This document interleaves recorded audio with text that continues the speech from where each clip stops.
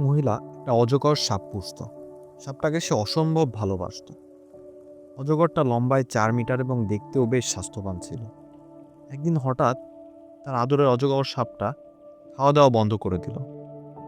কয়েক সপ্তাহ চলে গেল, কিন্তু সাপ কিছুই খায় না। আদরের সাপের এমন অবস্থায় মহিলা দুশ্চিন্তায় পড়ে গেল এবং উপায় বুদ্ধি না পেয়ে শেষমেশ সাপটাকে ডাক্তারের কাছে নিয়ে গেল।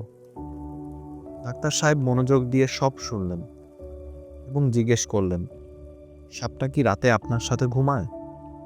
মহিলা উত্তর দিলেন, হ্যাঁ। তারপর আস্তে আস্তে আপনাকে চারপাশ জড়িয়ে ধরে? হ্যাঁ। এবার চিকিৎসক খুবই ভয়ানক এবং অপ্রত্যাশিত কিছু বললেন।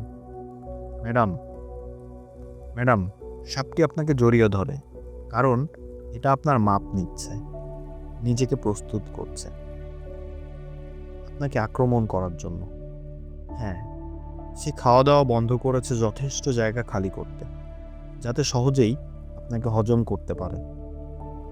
নীতি কথা, আপনার চারপাশে হয়তো এমন অনেকেই আছে যাদের আপনি কাছের মানুষ ভাবেন, যাদের দেখে মনে হয় আপনাকে তারা অসম্ভব ভালোবাসে।